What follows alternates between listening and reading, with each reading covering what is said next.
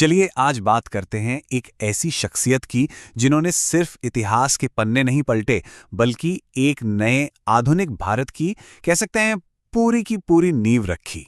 ये सुनने में एक बहुत बड़ी बात लगती है ना, भारत के निर्माता। और सच कहूं तो डॉक्टर अंबेडकर को समझने के लिए उनकी विरासत को उस दुनिया के आईने में देखना होगा जिसमें वो पैदा हुए थे। एक ऐसी दुनिया जो आज की दुनिया से बिल्कुल अलग थी। तो चलिए शुरू से शुरू करते हैं। तारीख थी 14 अप्रैल 1891। जगह थी महू, जो उस वक्त सेंट्रल प्रोविंसेस में पड़ता था, और उनका जन्म हुआ था महार जाति में, एक ऐसी जाति जिसे उस समय का समाज अछूत मानता था। उनके नाम के पीछे भी एक पूरी कहानी छिपी है। भीमराव, ये नाम मिला मां भीमाबाई के प्यार से। रामजी, ये नाम मिला पिता रामजी सकपाल की विरासत से। और अंबेडकर, ये सरनेम असल में उनके एक ब्राह्मण टीचर कृष्णा केशव अंबेडकर ने दिया था। सोचिए, एक टीचर की बस इतनी सी कोशिश कि बच्चे को उसकी जाति की वजह से परेशानियों का सामना ना करना पड़े। अब देखिए, उनके पिता फौज में एक बड़े सम्मानित सूबेदार थे, लेकिन जैसे ही वो रिटायर हुए, परिवार पर भेदभाव का वो साया पड़ा जिसने असल में डॉक्टर अंबेडकर की पूरी जिंदगी की दिशा ही बदल दी। स्कूल में क्या हाल था ये सुनकर शायद आज यकीन भी ना हो। उन्हें क्लास के अंदर दूसरे बच्चों के साथ बैठने तक की इजाजत नहीं थी। सोचिए, एक बच्चा घर से अपनी टाट की बोरी लेकर जाता था ताकि वो क्लास के दरवाजे के बाहर जमीन पर बैठकर पढ़ सके। और ये सिर्फ बैठने की बात नहीं थी। जब प्यास लगती थी तो वो स्कूल के नल से पानी भी नहीं पी सकते थे। कोई और आकर ऊपर से पानी डालता तब वो पी पाते थे।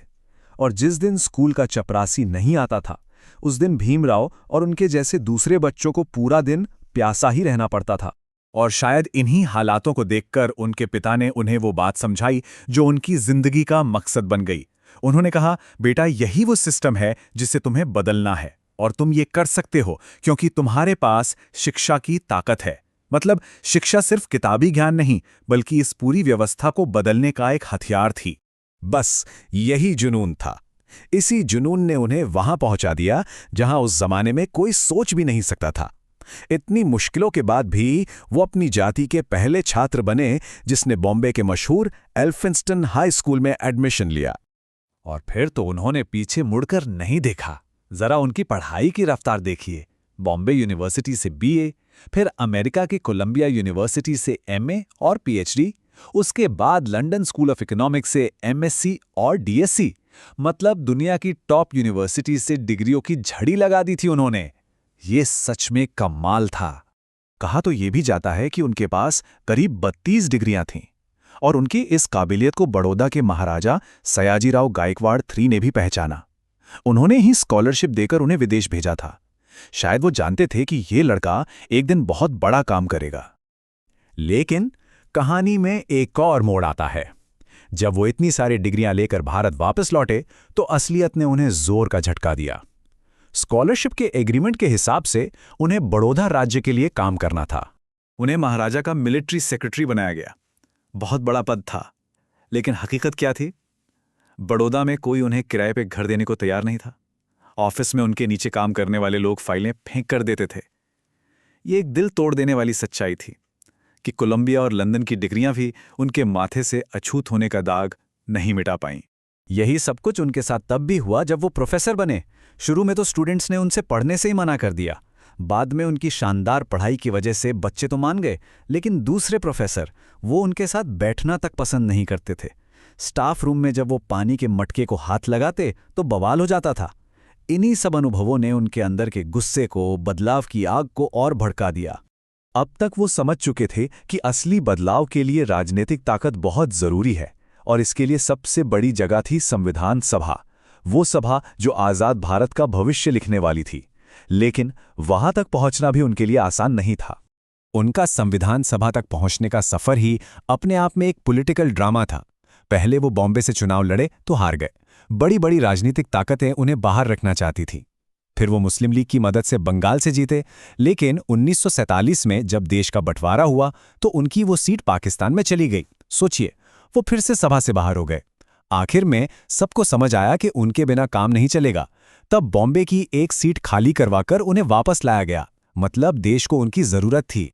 और फिर जो हुआ वो इतिहास है।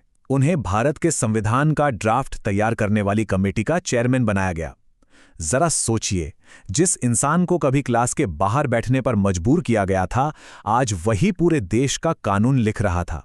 उन्हें यूं ही father of the Indian constitution नहीं कहा जाता। लेकिन उनकी कहानी सिर्फ संविधान बनाने तक ही सीमित नहीं है। उनकी विरासत काफी जटिल है। कई ऐसे मौके आए जब उनके विचार उस समय के बड़े बड़े राष्ट्रवादी नेताओं से बिल्कुल अलग थे। जैसे कि जब सब साइमन गो बैक का नारा लगा रहे थे, तब डॉक्टर अंबेडकर कमीशन के साथ सहयोग कर रहे थे। उन्होंने भारत छोड़ो आंदोलन का भी समर्थन नहीं किया था। क्यों? क्योंकि उनके लिए आज़ादी का मतलब सिर्फ अंग्रेज़ों का जाना नहीं था। उनकी पहली प्राथमिकता थी अपने समाज के करोड़ों लोगों को सामाजिक गुलामी से आज़ाद कराना, उन्हें बराबरी का हक दिलाना। और इसके लिए अगर उन्हें बाकी नेताओं से अलग रास्ता अपनाना पड़ा तो उन्होंने अपनाया। तो यहाँ एक बड़ा सवाल खड़ा होता है, क्या उनके ये फैसले आज़ादी की लड़ाई के खिलाफ थे, या फिर वो एक ऐसी दूर की सोच रख रहे थे जहां सिर्फ राजनीतिक नहीं बल्कि सामाजिक आज़ादी भी उतनी ही जरूरी थी? ये सोचने वाली बात है। और उनकी जिंदगी का जो आखिरी पड़ाव था वो भी एक बहुत बड़ा बयान था। 1956 में अपनी मृत्यु से कुछ ही समय पहले उन्होंने बौद्ध धर्म अपना लिया। उन्हें लगा कि हिंदू धर्म की जाति व्यवस्था से बाहर निकलने का यही रास्ता है। और वो अकेले नहीं थे, उनके साथ करीब 5 लाख लोगों ने भी धर्म बदला। तो आखिर में उनका पूरा जीवन एक ही बात सिखाता है, एक ऐसा विश्वास जिसे उन्होंने जिया और साबित किया कि शिक्षा, सिर्फ शिक्षा ही वो सबसे ताकतवर औजार है जो किसी भी इंसान को और पूरे समाज को बदल सकती है।